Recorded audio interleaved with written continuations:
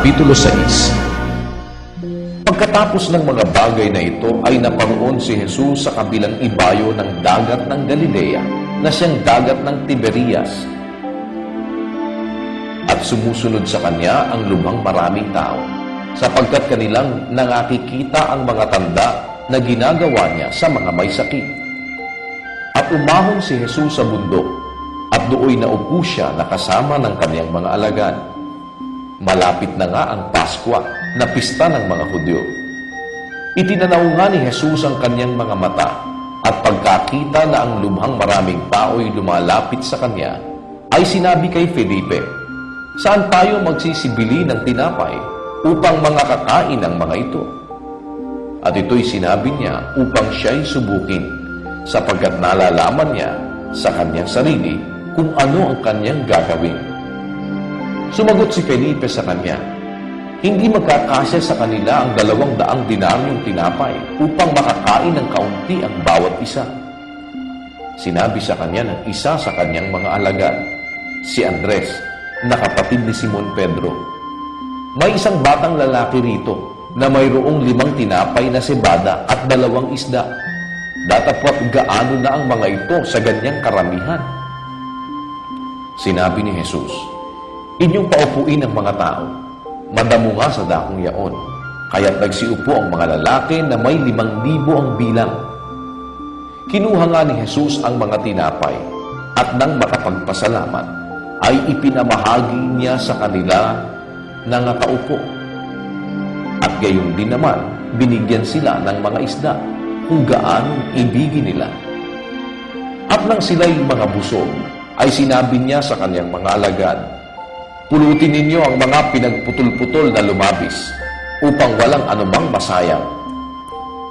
Kaya't kanilang tinipon, at nangapuno ang 12 bakol na mga pinagputol-putol sa 5 tinapay na cebada na lumabis sa nagsikain. Kaya't nang makita ng mga tao ang tandang ginawa niya, ay kanilang sinabi, "Totoong ito nga ang propeta na paririto sa sanglibutan." Nang mapaghalata nga ni Jesus na sila'y magsisilapit at siya'y agawin upang siya'y gawing hari, ay muling nagbalik sa bundok na nag-iisa. At nang kinahapunan ay nagsilusong ang kanyang mga alagad sa dagat. At nagsilulan sila sa isang daong, at kanilang tinatawid ang dagat hanggang sa Capernaum, at madilim na nga, at hindi dumarating sa kanila si Jesus. At lumalaki ang dagat dahil sa isang malakas na hangin humihihip. Nang sila nga'y mga kagaod na ng may 25 o 30 estadyo, ay kanilang nakita si Jesus na lumalakad sa ibabaw ng dagat at lumalapit sa daong, at sila'y nangahintakutan. Datapwat sinabi niya sa kanila, "Ako nga, huwag kayong mga takot." Malugod nga nilang tinanggap siya sa daong, at pagdakay dumating ang daong sa lupang kanilang tinutumpa. Nang kinabukasan ay nakita ng karamihang nakatayo sa kabilang ibayo ng dagat na dooy walang ibang daong, kundi isa, at hindi lumulan sa daong si Jesus na kasama ng kanyang mga alagad, kundi ang kanyang mga alagad lamang ang nagsipaglayag. Gayunman ay may mga daong na nagsidating mula sa Tiberias, malapit sa dako na kanilang kinainan ng tinapay, pagkatapos na makapagpasalamat ang Panginoon. Nang makita nga ng karamihan na wala roon si Jesus, ni ang kanyang mga alagad man, ay nagsilulan sila sa mga daong, at nagsidating sa Capernaum na hinahanap si Jesus. At nang siya'y kanilang masumpungan sa kabilang ibayo ng dagat, ay kanilang sinabi sa kanila, "Rabi, kailan ka dumating dito?" Sinagot sila ni Jesus at sinabi, Katotohanan sinasabi ko sa inyo, ako'y inyong hinahanap, hindi dahil sa inyong nakakitang mga tanda, kundi dahil sa kayo'y nagsikain ng tinapay at kayo'y nangabusog.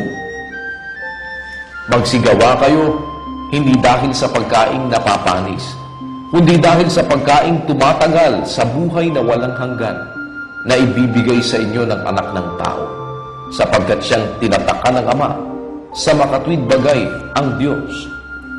Sinabi nga nila sa Kanya, ano ang kinakailangan naming gawin upang aming magawa ang mga gawa ng Diyos? Sumagot si Jesus at sa kanila'y sinabi, ito ang gawa ng Diyos, na inyong sampalatayanan yaong Kanyang sinugo. Sinabi nga nila sa Kanya, ano nga ang inyong ginagawa na pinakatanda upang aming makita at sampalatayanan ka namin? Ano ang ginagawa mo?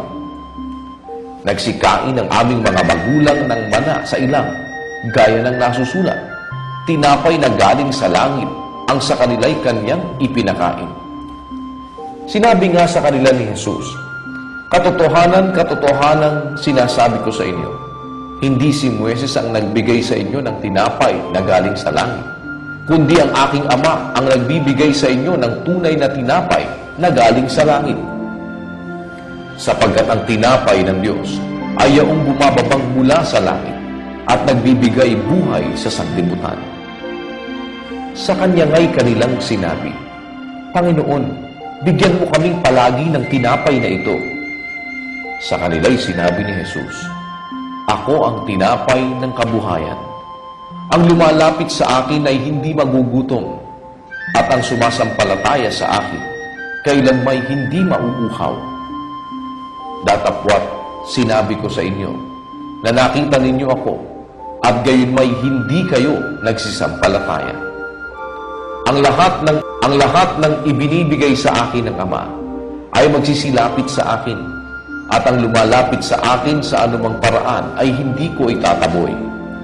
Sapagkat bumaba akong mula sa langit, hindi upang gawin ko ang aking sariling kalooban, kundi ang kalooban ng nagsugo sa akin.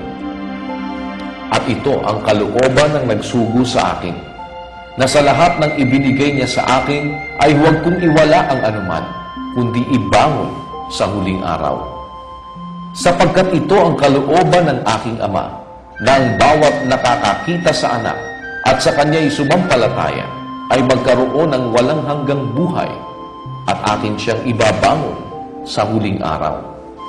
Ang mga Hudyo nga ay nagbulong-bulungan tungkol sa Kanya, sapagkat Kanyang sinabi, ako ang tinapay na bumabang galing sa langit.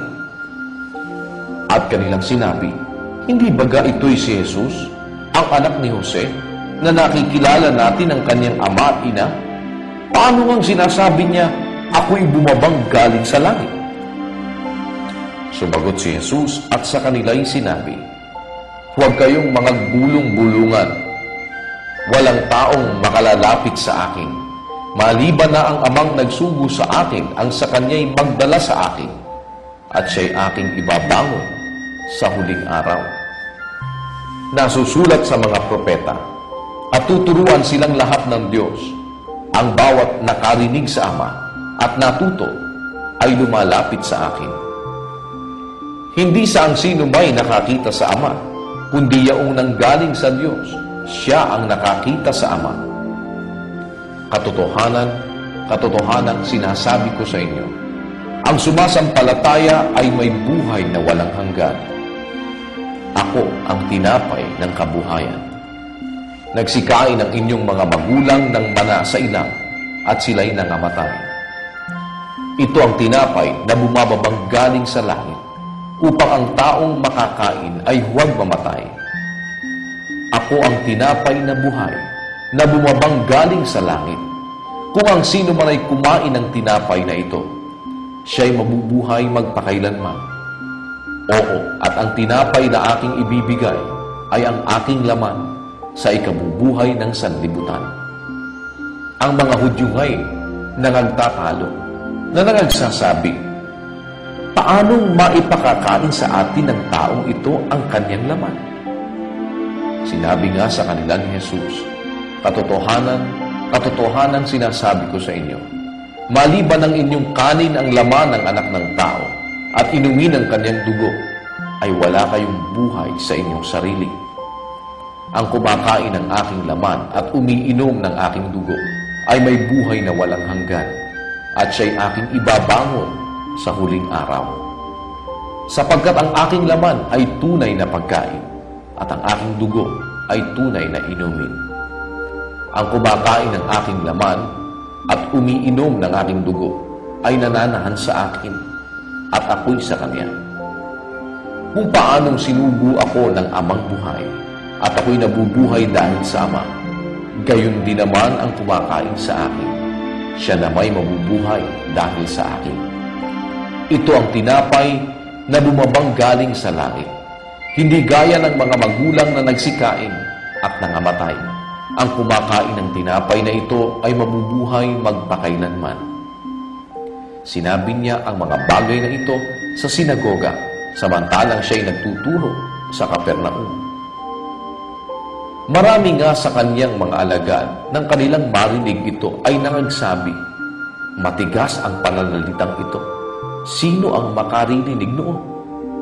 Datapot pagkaalam ni Jesus sa kanyang sarili na nagbubulong-bulungan ang kanyang mga alagad tungkol dito, sa kanila'y sinabi, "Ito bagay nakapagpapatisod sa inyo? Ano nga kung makita ninyong umaakyat ang anak ng tao sa kinaroroonan niya ng una? Ang Espiritu nga ang bumubuhay. Sa laman ay walang anumang pinakikinabang. Ang mga salitang sinalita ko sa inyo ay pawang Espiritu at pawang buhay. Datapwat may ilan sa inyong hindi nagsisisampalataya, sapagkat talastas na ni Jesus buhat pa ng una kung sino-sino ang hindi nagsisisampalataya at kung sino ang sa kanya'y magkakanulo."